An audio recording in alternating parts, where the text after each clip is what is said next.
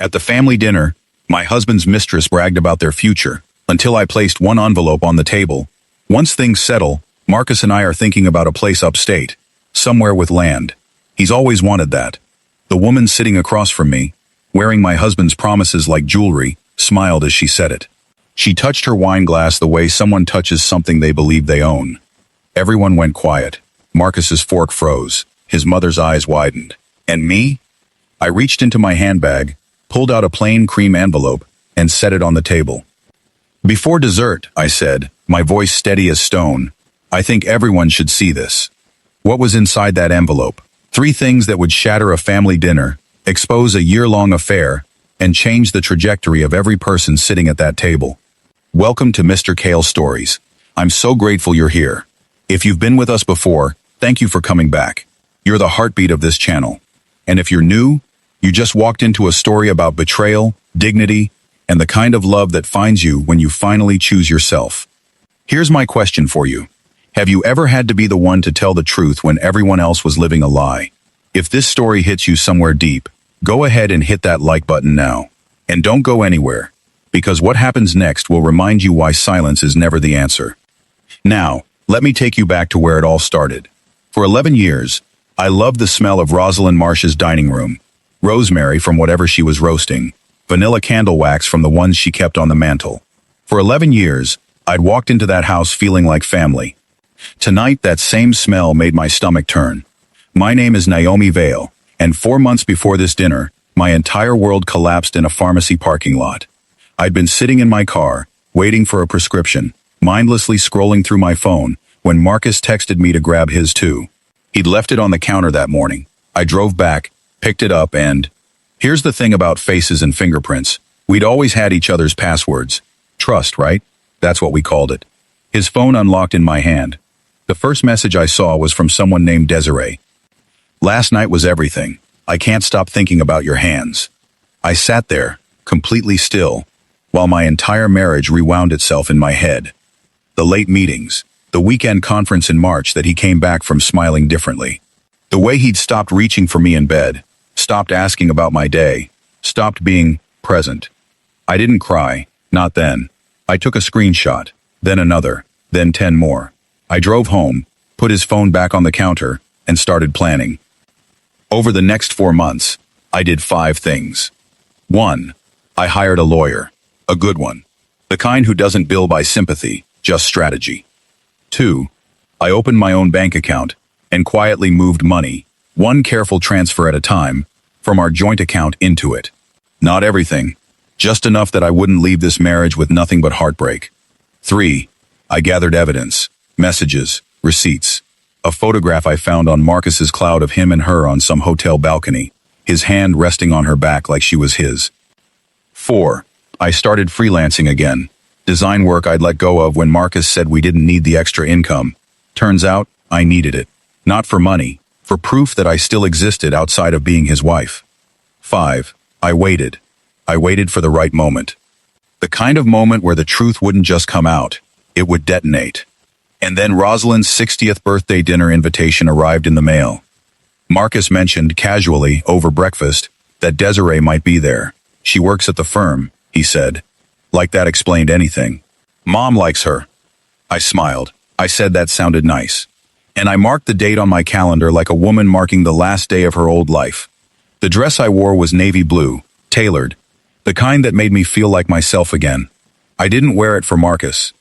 I didn't wear it for his mother or the family gathered around that long oak table. I wore it for me, because a woman walking into the last dinner of her old life deserves to look like exactly who she is. Desiree Holt arrived 20 minutes after I did. She wore green, a wrap dress that clung in all the right places, and she moved through that house like she'd been invited to stay. She kissed Rosalind on the cheek. She refilled wine glasses. She laughed at inside jokes she shouldn't have been inside of yet. And Marcus? He barely looked at me. Dinner started calm. Rosalind's famous roast, garlic potatoes, the kind of meal that usually made me feel warm. Tonight I felt like I was watching it all from underwater. An hour in, Desiree was on her second glass of Malbec, maybe her third. Her cheeks were flushed, her voice a little louder, her confidence a little too comfortable. She leaned toward Rosalind, smiling like she was sharing a secret everyone would love. You know, Desiree said, twirling the stem of her glass, once things settle, Marcus and I are thinking about a place upstate. Somewhere with land. He's always wanted that. The room went still. Marcus's fork stopped halfway to his mouth. His face drained of color. Rosalind's eyebrows lifted slowly, confusion hardening into something sharper. Nobody looked at me, because nobody yet understood they should. I set down my fork, slowly, deliberately. I reached into my handbag, pulled out the cream-colored envelope I'd been carrying for weeks, and placed it gently on the table beside my water glass. Before dessert, I said, my voice calm, clear. I think everyone should see this. Naomi, Marcus's voice cracked. He half stood, his hand reaching toward me like he could stop what was already in motion. I didn't look at him. I looked at Rosalind. You can open it, I said to her, or I can tell everyone what's inside. Either way, we're done pretending tonight. Rosalind's hands trembled as she picked up the envelope. She opened it slowly, pulling out the pages I'd printed and folded with care. The first page, a string of messages between her son and the woman sitting 6 feet away. I need you. Tonight, my place. She doesn't know. She won't. The second page, a hotel receipt. The weekend Marcus told his mother he was at a conference in Boston. The same weekend I'd stayed home alone, believing him. The third, a photograph. Marcus and Desiree on a balcony, the sun setting behind them, his hand resting at the small of her back, her head tilted toward his shoulder. Intimate. Undeniable. Rosalind stared at the photo. Her face shifted. Confusion, realization, grief, anger, all of it crossing her features in seconds. Desiree's mouth opened. Nothing came out. Mom, Marcus started. Don't, Rosalind said, her voice low and sharp. She didn't look up from the photograph. Don't say a word. I stood. My chair scraped against the floor, the only sound in the room. I looked at Rosalind one last time and gave her the smallest nod, the kind two women give each other when they both understand something is ending, and neither of them caused it. Then I walked out, through the dining room, past the kitchen where I'd helped cook 100 family meals, past the hallway wall covered in photographs that included my own wedding portrait, out the front door, into the cool, dark night. I was 3 streets away before my hands started shaking. Let me pause here for just a second. If you've ever had to be the one to walk away from a person, a place, a version of yourself that wasn't true anymore, I see you. Drop a comment and tell me, would you have stayed silent, or would you have put that envelope on the table too? And if this story is hitting you where it matters, share it with someone who needs to hear it. Now let me tell you what happened next. Marcus called 19 times that night, then 30. By the time the count hit 50, I'd pulled into my sister Delphine's driveway. The porch light was already on, the way it always was, an old habit from when we were teenagers, and I used to come home late, needing a soft place to land. Delphine opened the door before I even knocked. She took one look at my face and said, "Come in, I'll put the kettle on." We sat at her kitchen table until nearly 1 in the morning. I told her everything. The phone in the parking lot, the 4 months of knowing, the lawyer, the separated bank account, the envelope I'd been building like a case I'd hoped. Until tonight, I wouldn't actually have to present. You could have told me sooner, Delphine said, her hand covering mine.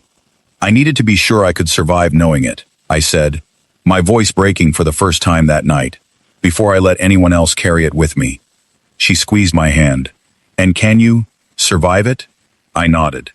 I already am. The next morning, I moved into the guest house behind Delphine's property. It was small. 1 bedroom, a kitchen barely big enough to turn around in, a bathroom with tiles that needed regrouting. But it had a window that looked out over the garden, and a door that locked from the inside, and it was mine. I started running again, something I hadn't done in years.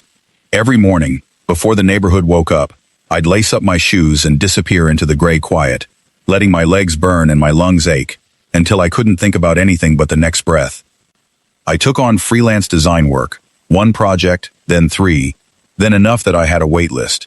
Clients who wanted logos, brand strategies, websites that felt like them. I worked late into the night, my hands stained with ink, my mind finally full of something other than what Marcus had done. I stopped answering his calls, and I started answering my own questions instead. Who did I want to be now? What kind of life was I building? Not escaping, but actually building. It took months, Months of waking up in that little guest house and remembering all over again that my marriage was over. Months of crying in the shower where no one could hear. Months of feeling like I was walking through a world that had gone blurry at the edges. But slowly, so slowly I didn't notice it happening, I started to feel solid again. His name was Julian. I met him 6 months after the dinner, at the framing shop 2 doors down from the co-working studio where I'd started meeting clients. I'd brought in a cracked frame, something I'd had for years, a print of a cityscape I loved, and when I walked in, he was behind the counter, wearing a faded gray Henley, and glasses he kept pushing up his nose while he worked. "Can you fix this?" I asked, setting the frame on the counter. He picked it up, turned it over in his hands, examined the split along the corner. "I can," he said. Then he looked up at me. "But it's going to take some time. This kind of break, you can't rush it." Something about the way he said it made me think he wasn't just talking about the frame. "How long?" I asked. "A week, maybe 2. "That's fine." He wrote down my name and number on a slip of paper, his handwriting neat and slanted. "Naomi," he read aloud, testing it. "I'm Julian. Nice to meet you." I should have left then, but I didn't. I stood there, looking at the frames on the wall, the tools on his workbench, the way the afternoon light came through the front window and made everything look softer. "Do you do this full time?" I asked. "I do." He leaned against the counter, arms crossed, completely at ease. "Framing, restoration, some custom work. It's quiet. I like it." "I get that," I said. "I'm a designer. Freelance. I like the quiet too." We talked for 2 hours. I don't even remember what about. Work, maybe. The neighborhood, books we'd read, coffee we liked. It wasn't deep. It wasn't flirtation. It was just easy. When I finally left, the sun was lower in the sky, and I felt lighter than I had in months. 3 days later, I went back. Not because the frame was ready, but because I wanted to. "Coffee?" Julian asked when I walked in, holding up a thermos. I made too much. I smiled. "Sure." We sat on the bench outside his shop, paper cups in hand, watching people walk by. He didn't ask about my life. He didn't pry. He just stayed.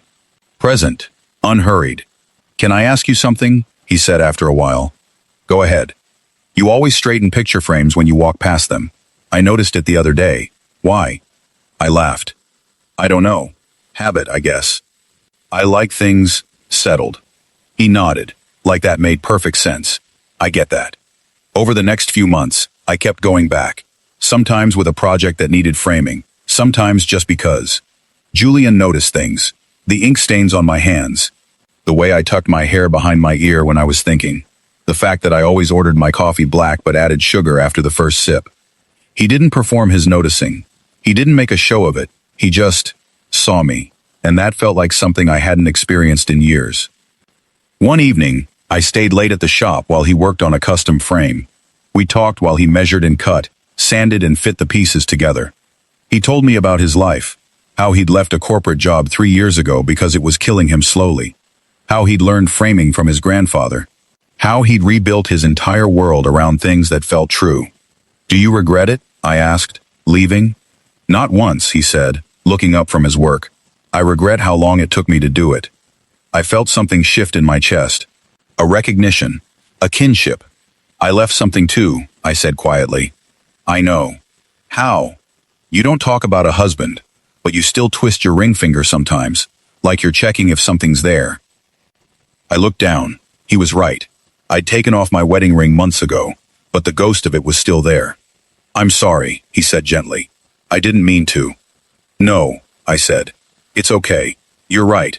I did leave, and I don't regret it either." He held my gaze for a moment, something unspoken passing between us. "Good," he said. "You shouldn't." 3 months after that first coffee, Julian and I had fallen into a rhythm. Dinners at little places we'd find by accident. Long walks through the park on Sundays. Late nights at his shop where I'd work on my laptop while he restored frames, the two of us existing comfortably in each other's silence. He never rushed me, never pushed, never asked for more than I was ready to give. But I felt it, the pull. The way my heart kicked up when he smiled. The way I found myself thinking about him at odd hours, wondering what he was doing, if he was thinking about me too.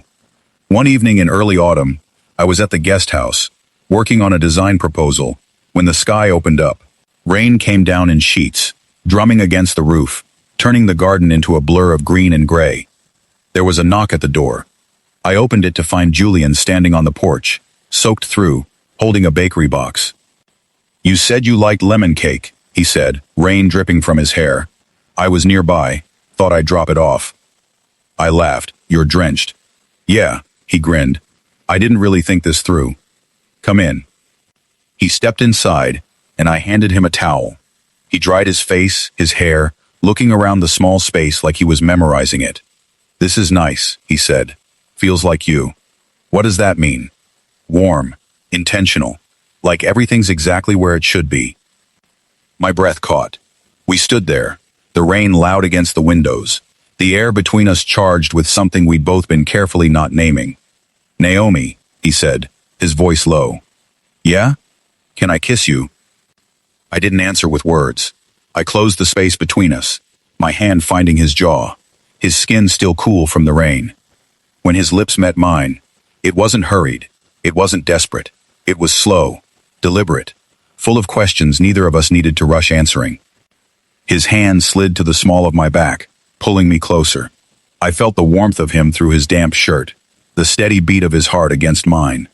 When we finally pulled apart, breathless, he rested his forehead against mine. "I've wanted to do that for months," he whispered. "Why didn't you?" "Because I wanted you to be ready, not just for a kiss, for all of it." "I'm ready," I said. And I was.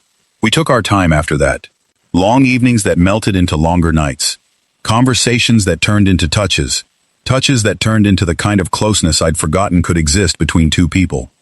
Julian loved me like I was something precious he'd been trusted to care for. He learned the map of me slowly, what made me laugh, what made me quiet, what made my breath hitch and my walls come down. We'd lie in bed in the early morning, sunlight slipping through the curtains, his fingers tracing absent patterns on my shoulder. "What are you thinking?" I'd ask. "That I don't want to be anywhere else," he'd say. And I believed him. Because with Julian, love wasn't performed. It was just present, steady, real. He made me coffee the way I liked it. He listened when I talked about my work. He held me on the nights when grief over what Marcus had done crept back in, and he never made me feel weak for still feeling it. "You're allowed to be sad about it," he told me one night, my head on his chest. "Even if leaving was the right choice." "I don't want to bring him into this," I said. "Into us."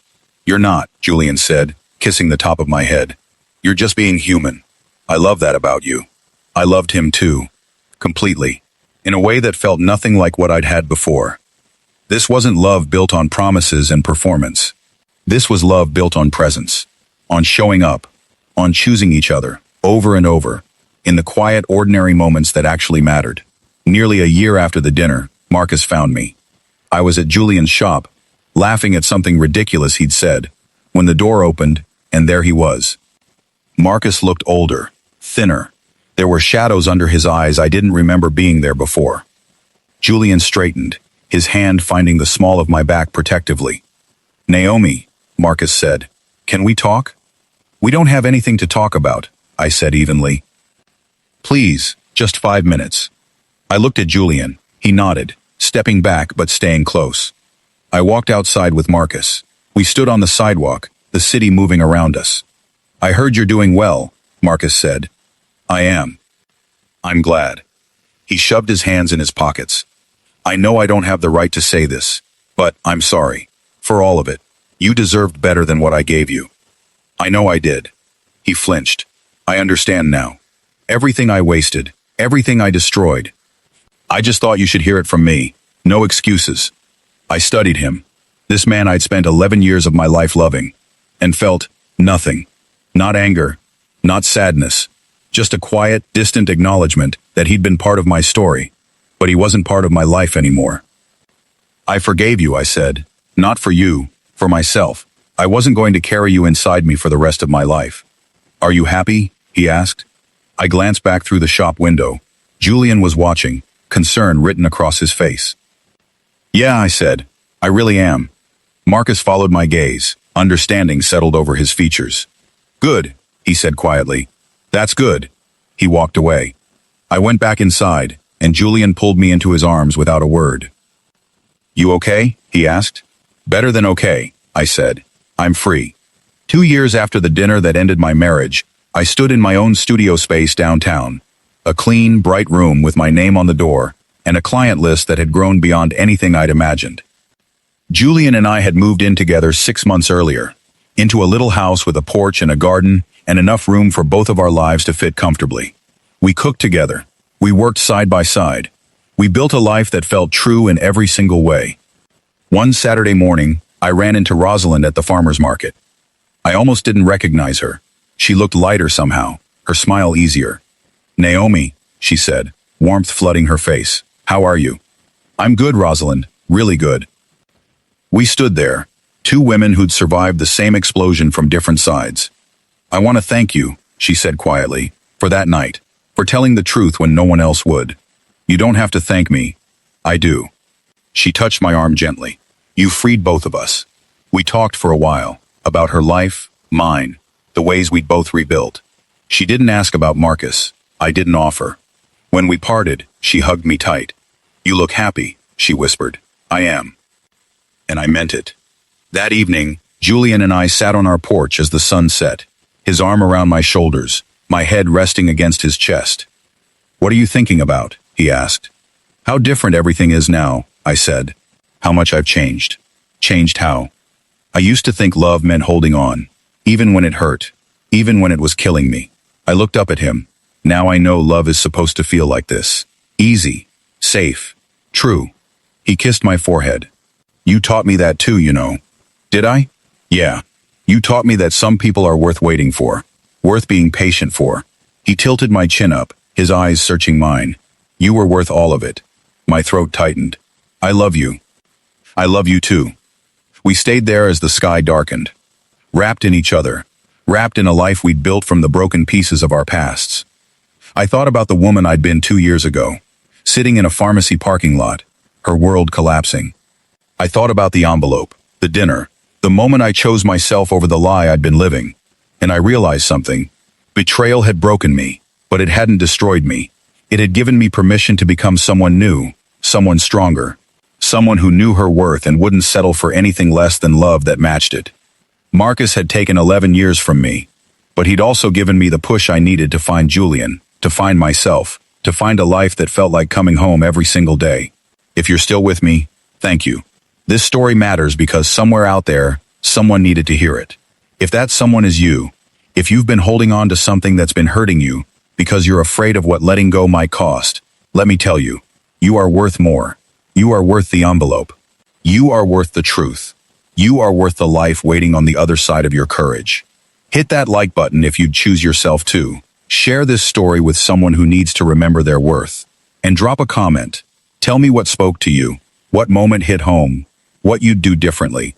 So here's what I want you to walk away with tonight. Your value isn't determined by who chose to leave. It's determined by how you choose to stand back up. Betrayal will tell you lies about who you are. It will whisper that you weren't enough, that you did something wrong, that love isn't real. Don't believe it. Real love exists. The kind that sees you, that stays, that doesn't make you beg for honesty or peace. And sometimes, the greatest love story of your life isn't the one you thought you were living. It's the one waiting for you when you finally choose yourself.